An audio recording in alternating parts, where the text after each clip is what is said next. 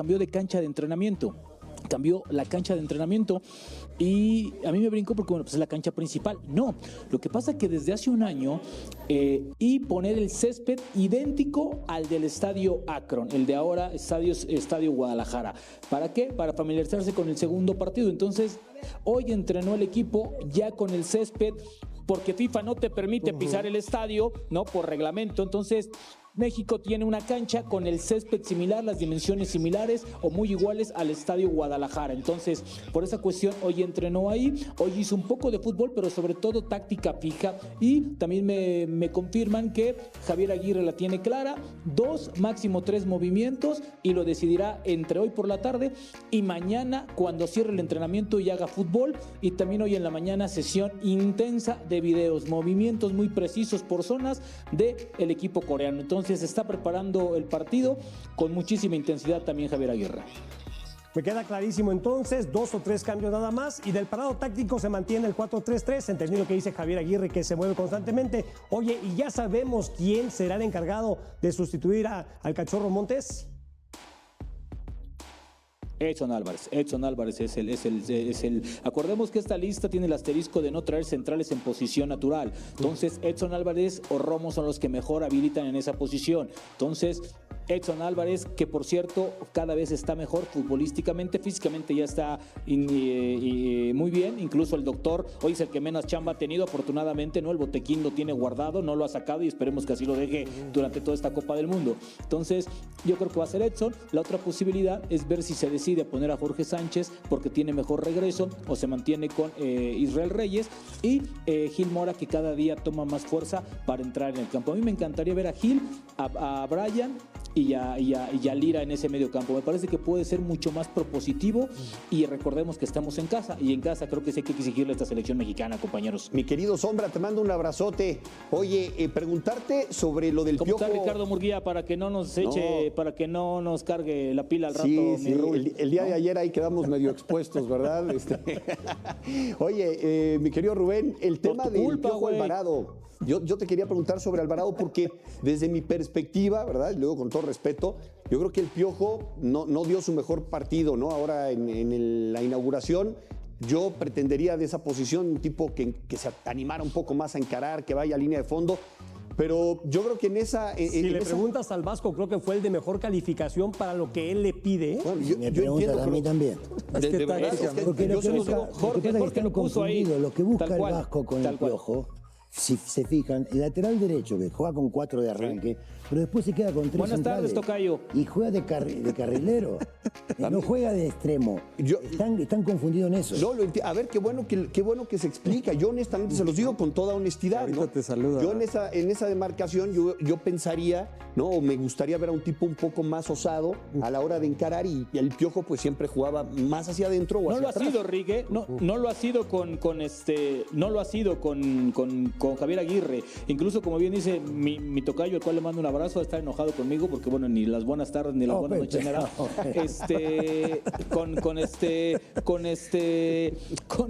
Con el Vasco cumple funciones mucho más defensivas. Y ahora tiene el tema. Del otro lado, pues tienes a Julián Quiñones y a Gallardo que llegan constantemente y rompen constantemente y cortan hacia el centro.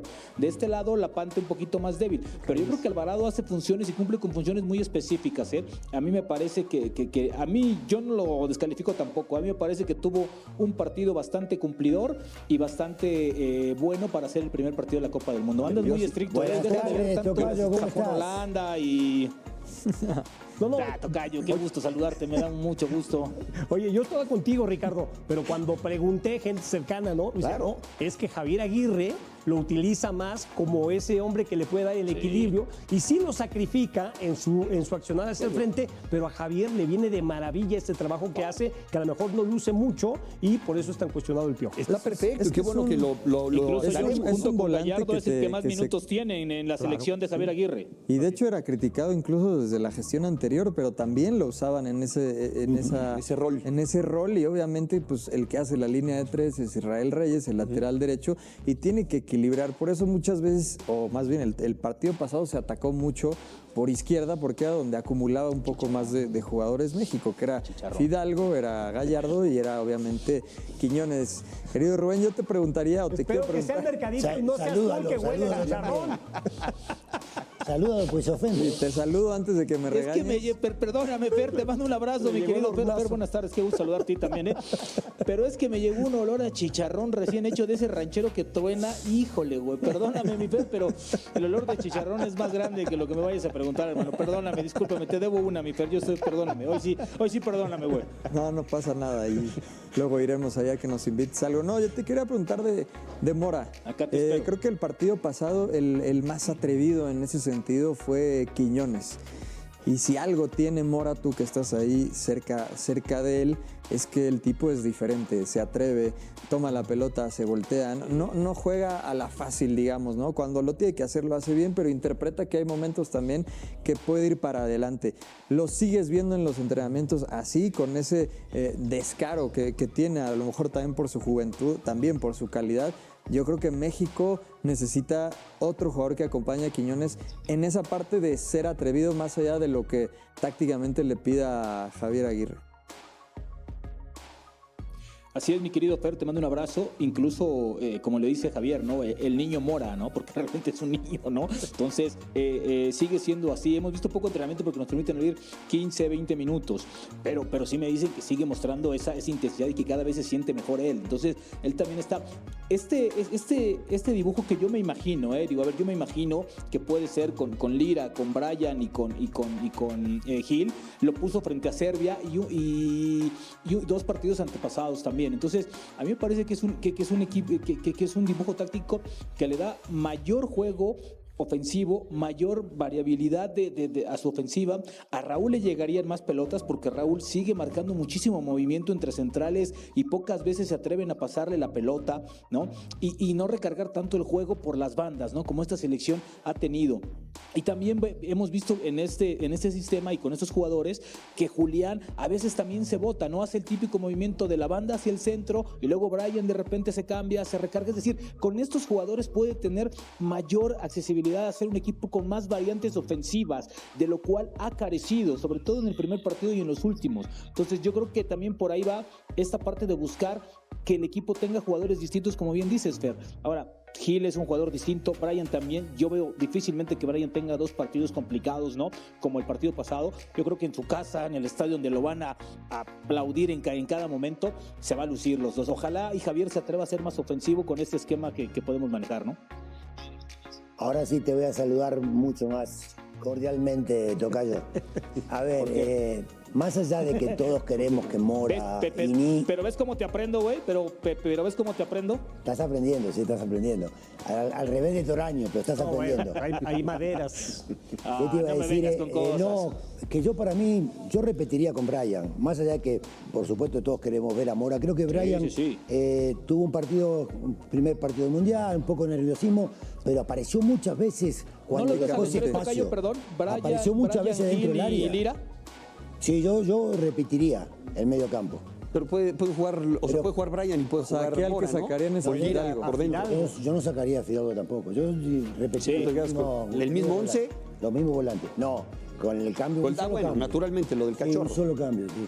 Pero yo digo que Brian apareció muchas veces dentro del área. Provocó la expulsión, tuvo una que define mal porque puntea mal. Tuvo impreciso, pero es un jugador que te aparece tácticamente lo hizo bien, pero ejecutó mal. Ejecutó mal, sí. Pero estaba donde tenía que estar.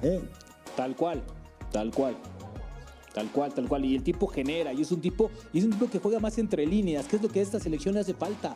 Porque a veces el 9, llámese Raúl, Santiago, Armando, Guillermo, aparecen muy solos. Por eso los vemos a veces hasta fuera del área, ¿no? Porque no, o sea, el juego de México se recarga mucho por las bandas, y de esas bandas se recarga 70-30 por la banda izquierda. Yo creo que interiorizar el sistema de México me parece que le puede dar más oportunidades, y más cuando Julián toma la iniciativa, cuando se asocia con Raúl, pueden generar mucho. Y Brian es un tipo que empieza calladito y de repente te hace el movimiento, ¿no? Entonces, a mí me parece que puede ser un partido para aprovechar. Yo, la verdad, tocayo, yo sí sacaría a Fidalgo y pondría a Gil con Lira y del otro lado a Bryan. Me parece que puede ser un sistema que le genere más ofensivamente y que vas a tener, ojo, Corea, el punto débil de Corea es la defensa, ¿eh? Los centrales coreanos no son tan buenos como los ofensivos rivales. Oye, Rubén, dieron un gran partido también los coreanos, quizás por lo menos desde mi punto de vista, con un nivel más alto del que yo esperaba. ¿Y eso ha afectado un poco o México se siente ya no tan favorito contra Corea? ¿O están tranquilos en ese sentido de que México sigue siendo favorito y que Corea, más allá de que hay que ponerle la atención necesaria a cualquier rival, digamos, no se deja ir o guiar tanto por el buen partido que tuvo Corea? Yo creo, Fer, que me parece que Javier no lo va a exteriorizar y el equipo tampoco, pero yo siento que México es un poquito favorito, ¿no? Aquí se puede decir 55-45, 59, no sé, 51-49, no sé, pero yo creo que por eso hoy la sesión de video fue intensa, para ver este partido que jugó Corea, ¿no? Para ver y marcar los movimientos. Recordemos que Corea empieza perdiendo y después reacciona. Es un equipo que llega muy bien y se asocia muy bien y ofensivamente siempre se atacan tres y buscan desequilibrar con mayor número de elementos, es decir, despliega muy bien y regresa fantástico. Y México contra Sudáfrica también tuvo problemas cuando regresaban, porque Sudáfrica no daba una, pero un equipo con más pegada tuviera generado problemas abajo, porque los agarraron muchas veces mal parados. Entonces yo creo que por eso, Fer, hoy fue intensa la sesión de video, para ver y marcar los movimientos que hacen los coreanos con pelota y sin pelota, porque hoy también se juega sin pelota. ¿Ven, tocayo? No, ¿sabes qué? Sin duda, ha evolucionado un 90%. ¿De quién tiene que tener muchísimo cuidado el vasco? De Kangin Lee, el chavo del Paris Saint-Germain, ¿no? Que de manera constante, y ya lo analizarán ustedes más a detalle, el tipo se bota y viene casi a la base de la jugada, pero lo hace desde el París cuando tiene minutos y es un gran lanzador. Y es allá donde pica a la espalda de los centrales. Yo entiendo que Javier Aguirre no quiera destapar otro hoyo para tapar el de la central con Reyes, ¿no? O sea, mover a Reyes de la lateral derecha para que juegue de central junto con Johan Vázquez, pero a mí lo que me preocupa es la velocidad de Edson. O sea, qué bueno que ya físicamente está al 100, pero al menos en los partidos donde lo utilizó como central, yo no lo vi tan rápido, Rubén, y eso... Sí. Entonces, puede ser una preocupación. Es el capitán del equipo. Que fue contra Toluca, que fue en Toluca, ¿no? Contra Serbia. También la altura, sí, pero ahora lo va a aprovechar mucho también el balón parado. Hoy creo que el balón parado va a ser fundamental para México. Aprovecharlo porque ellos tienen dificultad. Claro. Mi querido Rubén, te mandamos un abrazo, amigo, y estamos en contacto. Saludos y buen provecho. Éxito con el chicharrón. Se está acabando el chicharrón y ustedes me están preguntando. Cuídense mucho. Ahí nos vemos, Ricardo Murguía. Cuídate mucho, Rubén Rodríguez. Abrazos. Porque de repente como que nos cuesta, nos gana el corazón cuando hablamos y analizamos a la selección mexicana de fútbol desde fuera. ¿Cómo ves este equipo de Javier Aguirre, a quien conoces bastante bien? Yo, de verdad que os quiero decir una cosa. Yo os estaba escuchando a todos y os veo muy negativos con la selección mexicana. Le dais muchos palos. Yo os digo de verdad, sin que hiciera un gran partido, porque no es eso. Estoy de acuerdo en que seguramente el rival era flojo y que pudo hacer más goles. Hubo cosas que me gustaron de México. Por ejemplo, la salida de tres centrales que permitió que Lira no tuviera que meterse entre centrales, y precisamente por eso hace la presión para el primer gol. El hecho de meter a Alvarado prácticamente en el carril y Gallardo, que es un lateral muy ofensivo, carrilero, a mí me gustó esos que detalles. Reyes no vaya tanto, ¿verdad? Claro, para que se quede a hacer. Esos detalles me gustaron. La única vez que fue Reyes fue porque sí se metió Lira arrancando el partido. Fue la jugada que desborda y Jiménez le sacaba bien el arquero. Después ya no hizo más eso Lira y quedó Reyes más Claro, quedó Reyes, salía con tres y Lira jugó por delante, bastante cómodo. A mí Bryan, es verdad que lo intentó mucho, pero no le salió nada. Claro, pero sí aparece. Pero lo intentó. O sea, no le quedó grande el partido. Eso es la clave, porque este chico jugará bien, porque no es normal que fallara lo que falló el otro día. Entonces, yo me hubiera preocupado mucho si le ves que le pesa el partido, que se esconde, pero no vi eso. El chico apareció. Fidalgo, ¿cómo lo analizas después de que tuvo muy poca participación ya al final con Betis? Sí, bueno, a mí me gustó, no me parece que hiciera un gran partido, sinceramente, Fidalgo. Creo que apareció menos de lo que yo esperaba, pero aún así me imagino que lo va a mantener titular. Yo creo que va a hacer solo el cambio obligado por la expulsión. Yo optaría por eso, pero sí. Es que tácticamente fue un buen partido de México, pero sí le faltó un poquito más para realmente... Le faltó intensidad. Sí, le faltó intensidad, pero también contundencia, ¿no? Porque si metes un par más, el portero fue para mí la figura del partido después de Quiñones. Y tuvo varias.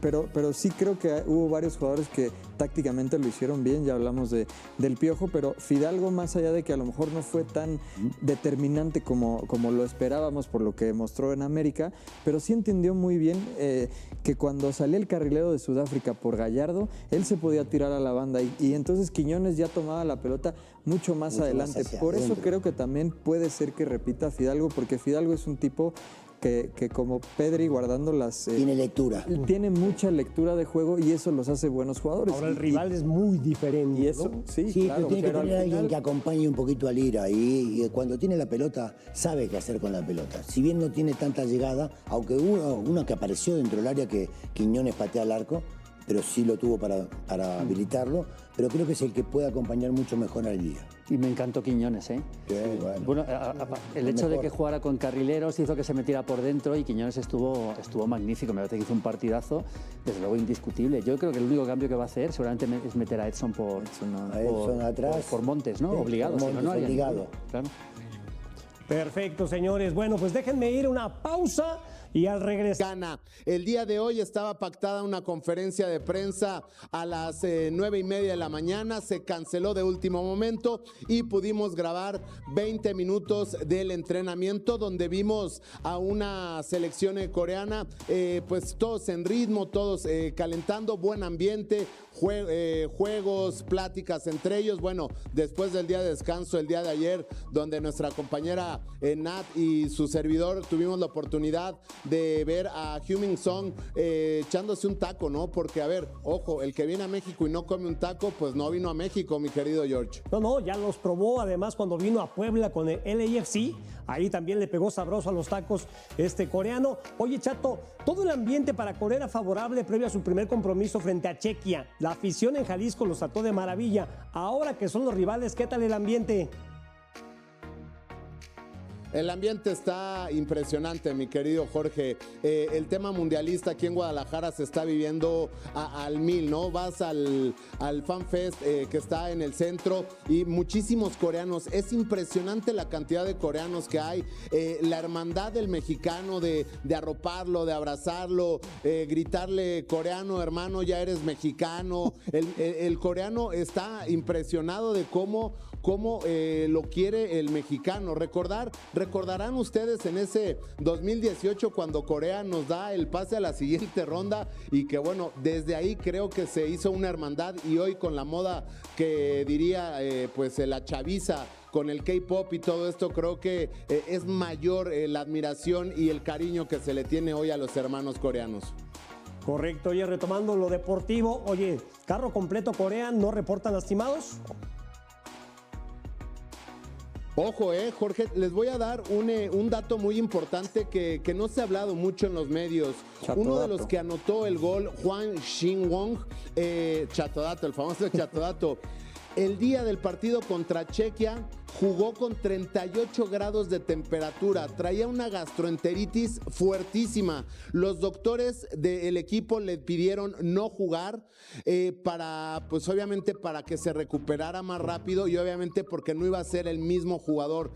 Entró, anotó gol y lo festejó de una manera muy importante. Al final habló con la prensa inglesa, con un inglés, y le dijo: yo tenía 38 grados de temperatura, gastroenteritis, y hoy les puedo decir que fue la mejor decisión de mi vida. Haber anotado en una justa veraniega y haberle anotado a Chequia, para mí ha sido el mejor día de mi vida. Hoy está al 100, ya no tiene ningún problema gastrointestinal y tampoco tiene temperatura, así que equipo completo. Esto es un muy buen dato, Jorge, que no se había comentado, ¿eh? De acuerdo, el chatodato que de repente se nos convierten en datos chatos, mi querido Fer. Chatodato, datos chatos. ¿Alguna pregunta para el chatito, Rubén? Chatito, ya te vi comiendo muy bien ahí en Guadalajara. El miércoles te acompaño. A ver, de México, ¿sabes algo? Sí, muy rico. Y muy rico, ¿no? Se come bien. A ver, y más sí, gratis. Sí. No, la mejor comida, la mejor comida. Lo mejor del mundo.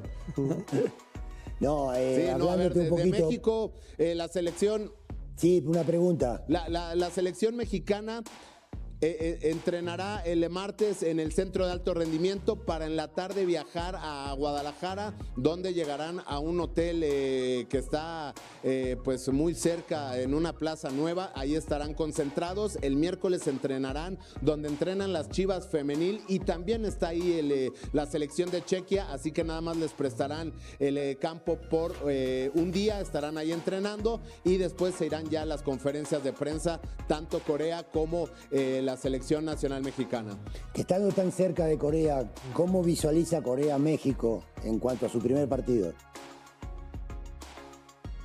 A ver, la selección coreana respeta mucho a México, sabe de la importancia de la afición, el jugar en su estadio. El América acaba de contratar al técnico más caro de toda la Liga MX mientras le dice a su afición que el nuevo proyecto es de austeridad y cantera. Y eso no es ni la mitad de la contradicción. Vamos a hablar también de un mundialista que Guillermo Almada pidió por nombre para su delantera y que en este momento está jugando la Copa del Mundo en territorio americanista.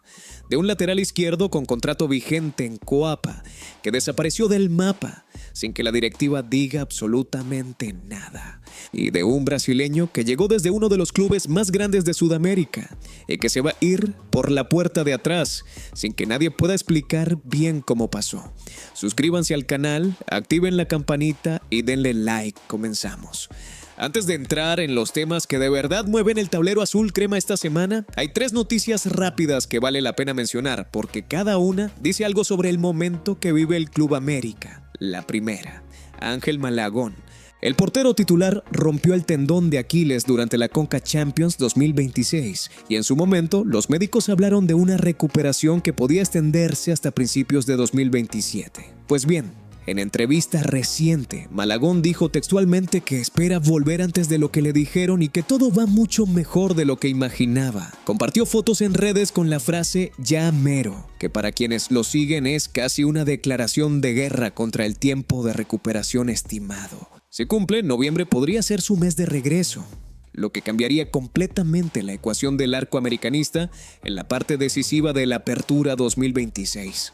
La segunda, Alejandro Zendejas. El 10 de las Águilas lleva un partido con Estados Unidos en la Copa del Mundo y no vio ni un solo minuto. Contra Paraguay, Mauricio Pochettino realizó 4 sustituciones estratégicas. Cambió a los 2 extremos titulares, Christian Pulisic y Sergiño Dest, y en ningún momento pensó en Zendejas.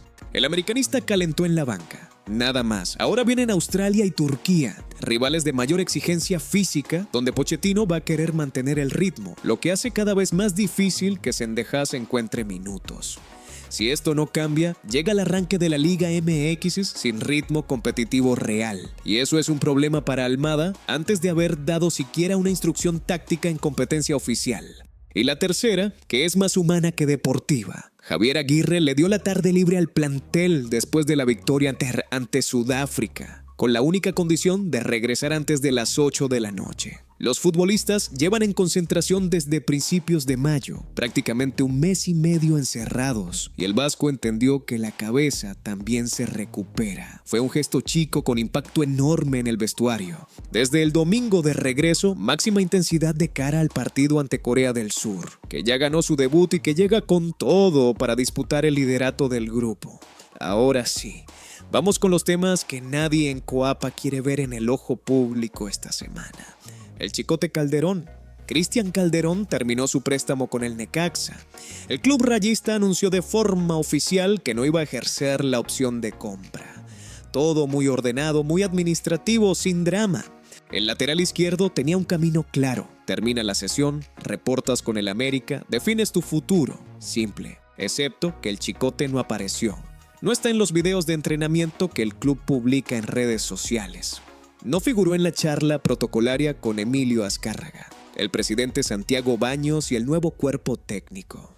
No hay una foto suya en las instalaciones de Coapa desde que terminó el préstamo. Absolutamente nada.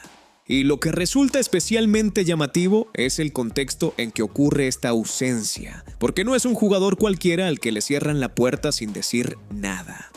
Calderón tiene contrato vigente con las Águilas hasta diciembre de 2026. Es decir, 6 meses de vínculo. No puede simplemente no aparecer. Desde marzo había rumores de que podría regresar para el Apertura justamente porque Cristian Borja se fue del club y el lateral izquierdo quedó sin competencia clara. La salida de Borja, que según algunos reportes podría haberse ido al mercado árabe, abrió un hueco real en esa banda. Había quienes veían al Chicote como la solución más económica y lógica. Conoce el sistema, conoció el club, fue campeón aquí, pero nada de eso ocurrió. En cambio, hay silencio absoluto de parte de la directiva. Ningún comunicado, ninguna declaración, ninguna aclaración de Santiago Baños ni de nadie en el organigrama. Y ese silencio, en un momento en que el club está en plena construcción de plantel y en el que cada posición importa, resulta más elocuente que cualquier comunicado oficial. La pregunta que resulta más incómoda es directa. Si ya tomaron la decisión de mandarlo a otro club, ¿por qué no lo dicen? Y si la decisión es tenerlo, ¿por qué no está entrenando? En cualquiera de los dos casos, la gestión de esta situación tiene un sabor a desorden que no encaja con el discurso de proyecto moderno y profesional que General Atlantic quiere proyectar desde adentro del nido. El Chicote es un detalle pequeño, pero los detalles pequeños que se manejan mal en mercados de pases son los que acaban costando caro cuando el torneo ya comenzó y el plantel tiene huecos que nadie cubrió a tiempo. Y mientras ese hueco sigue sin nombre ni solución, hay otro jugador que vino a tapar un hueco distinto y tampoco lo logró: Rafael Veiga. Cuando el América lo presentó el 3 de febrero, la narrativa tenía todo para ilusionar. 30 años, 108 goles y 54 asistencias en 8 temporadas con el Palmeiras. Uno de los 5 jugadores con más goles producidos en el Brasileirao en los últimos 5 años, según datos de Statistics. Multicampeón con el Verdão, ídolo de una de las hinchadas más exigentes de Brasil, con valor de mercado estimado en 10 millones de euros por Transfermarkt. Llegó al nido en préstamo con opción de compra y lo presentaron con la misión de resolver la peor ofensiva de la Liga MX en ese momento. 7 fechas del Clausura 2026 y apenas 4 goles en total como equipo. Ese era el panorama al que Veiga llegaba a transformar. Y en los primeros 9 partidos hubo destellos que justificaban el entusiasmo. 3 goles, 2 asistencias, 5 participaciones directas en 547 minutos. Ante Mazatlán, incluyó uno de los mejores rendimientos del torneo y junto a Vinicius Lima protagonizó algo histórico: los primeros goles de 2 futbolistas brasileños en el mismo partido del América en casi 20 años. Había ilusión, el problema es lo que vino después. Cuando el equipo necesitaba un crack que decidiera en los momentos de mayor presión, en la Conca Champions y en los duelos de Liga MX que definían el futuro del ciclo de Jardín, Veiga fue invisible. Las estadísticas finales hablan por sí solas. 3 goles en 20 partidos con el club, cuando su promedio histórico en el Palmeiras lo ubicaba entre los más productivos del continente. Un porcentaje de éxito en el regate de apenas 14%. 4 pases clave en toda la temporada. Son los números de un jugador que nunca llegó a sentirse dueño del partido, que jamás impuso su jerarquía en los momentos que más valían. Y ahora, con Jardín fuera del club, Veiga pierde el único escudo que tenía. El técnico brasileño fue quien empujó su llegada, quien apostó por él incluso cuando los números no acompañaban, quien lo seguía poniendo en cancha cuando la lógica hubiera pedido un cambio. Sin ese respaldo, lo que queda es un jugador con contrato de préstamo hasta diciembre, con opción de compra que según ESPN no se va a ejercer, que va a regresar al Palmeiras sin haber demostrado que valía los recursos invertidos en su salario durante 6 meses. La conclusión que parece más cercana a la realidad es que el América pagó la narrativa de un crack del Brasileirao, satisfizo la demanda pública de un fichaje con nombre, y ahora va a quedar sin el jugador y sin los 10 millones de euros que hubiera costado comprarlo, pero con todo el costo mediático y salarial de haberlo tenido. Ese no es el modelo de gestión que General Atlantic vino a instalar, y sin embargo, ocurrió bajo su supervisión. Y ahora vamos con la contradicción más grande de todas, que tiene nombre de técnico y cifra en dólares. Si llegaron hasta acá es porque el América les corre por las venas y saben que lo que viene ahora es lo que la directiva preferiría manejar sin tanto ruido. Denle like ahorita y seguimos. Guillermo Almada, $3 millones por año, contrato hasta junio de 2028 con opción de extender por una temporada adicional. El dato lo publicó Carlos Ponce de León, director del diario Record, y nadie en el club lo desmintió. Para entender el impacto completo de ese número, hay que ponerlo en contexto. André Jardine, el técnico más ganador en la historia reciente del Club América, con 3 títulos de Liga MX y la Conca Champions en su registro, cobraba aproximadamente $1.700.000 por temporada. Almada va a ganar el doble. Más que eso, va a cobrar casi el doble de lo que cobraba en su última etapa en Pachuca, donde ganaba alrededor de 2.5 millones anuales y donde construyó el proyecto más exitoso de su carrera en México. Ese salario no solo lo convierte en el técnico mejor pagado de la Liga MX de inmediato, sino que lo coloca en una categoría salarial que los propios inversionistas del club habían prometido superar en su narrativa de austeridad y proyecto a largo plazo. Porque ahí está la contradicción que nadie quiere nombrar directamente. General Atlantic invirtió más de $200 millones en diciembre de 2025 para adquirir el 49% del club, incluyendo el Estadio Azteca y los terrenos adyacentes. Ferran Reverter llegó como director general con el discurso de modernización, de exportar talento joven, de construir una estructura financieramente sostenible. La primera decisión de impacto que tomó fue sacar a Jerrin, quien según el periodista León Lecanda tenía intención de cumplir su contrato y traer a Almada pagando una nómina de banquillo que nunca antes se había visto en la Liga MX. Ahora bien, hay un argumento válido a favor de esa decisión. Almada tiene un historial que justifica la inversión. En Pachuca conquistó el Apertura 2022, la Conca Champions 2024, la Copa Derby de las Américas y la Copa Challenger. Todo en un proyecto donde apostó sistemáticamente por jóvenes de cantera, donde consolidó figuras como Eric Sánchez, Luis Chávez, Alan Bautista y Jorge Rubalcaba. Su filosofía de pressing alto, recuperaciones en campo rival y verticalidad con posesión es exactamente el estilo que el América necesitaba para renovarse después del ciclo de Jardín.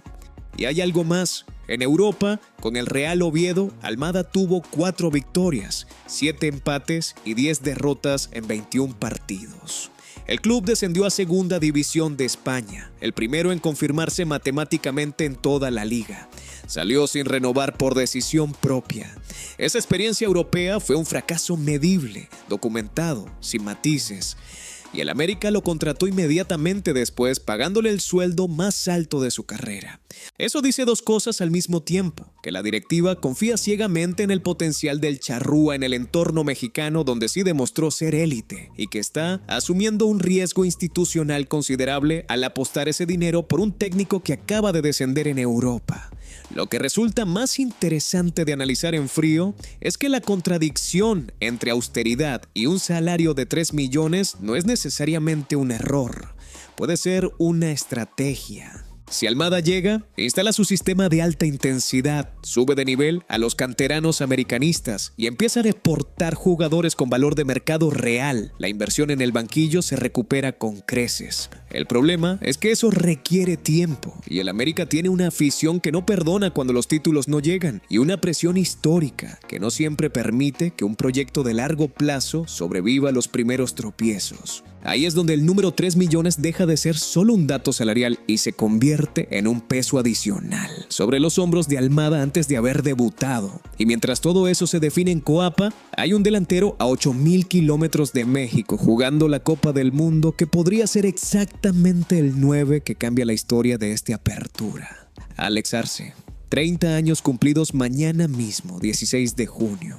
Nacido en Carapeguá, Paraguay.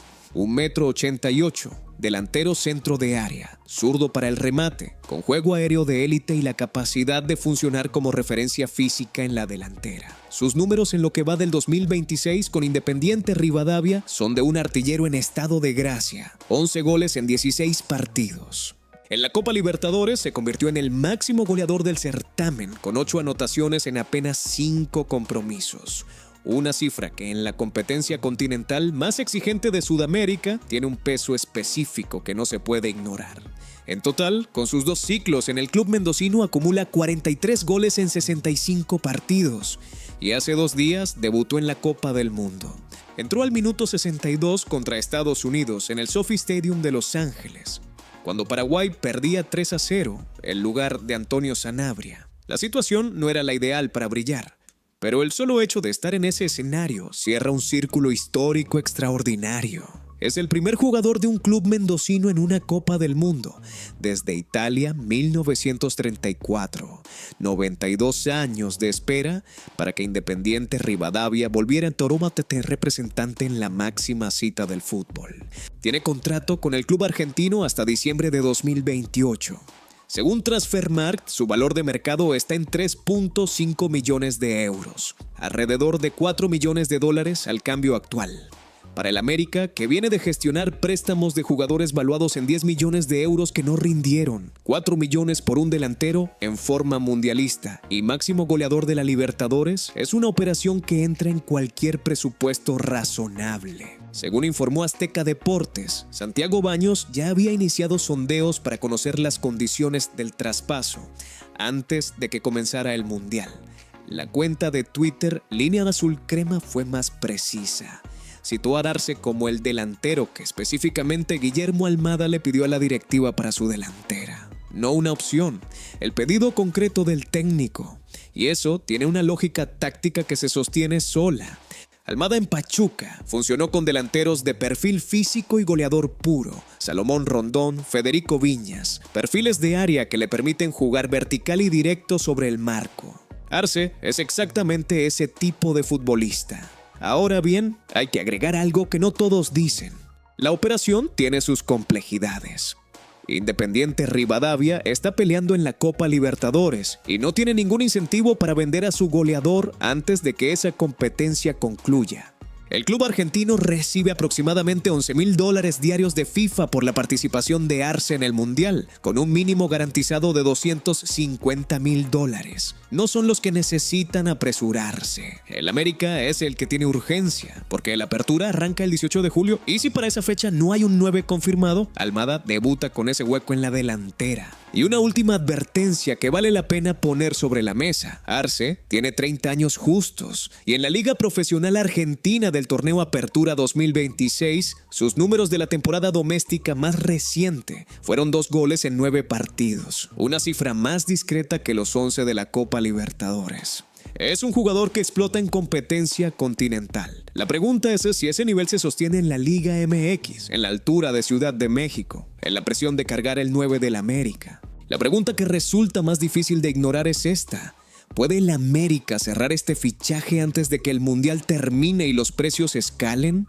Porque si Paraguay avanza en el torneo y Arce empieza a tener protagonismo, el costo de 4 millones puede subir rápido. El timing, como siempre en el mercado de pases, lo es todo. ¿Creen que el América va a cerrar a ese delantero mundialista antes del arranque de la apertura? Y de todo lo que se habló hoy, ¿qué les genera más ruido? ¿El silencio total sobre el lateral izquierdo desaparecido? ¿O que el club que dice apostar por la cantera esté pagando $3 millones al año en el banquillo? Écheme eso en los comentarios. En el próximo video les voy a contar qué está pasando con los otros 3 americanistas en la Copa del Mundo. Y uno de ellos tiene una situación de mercado que la directiva preferiría resolver antes de que el torneo termine. Porque si no lo hacen, el problema se va a resolver solo, pero no de la forma que Cuapa quiere. Ese detalle lo cambia todo. Suscríbanse para no perdérselo. Denle like si llegaron hasta acá, activen la campanita y nos vemos en el próximo video.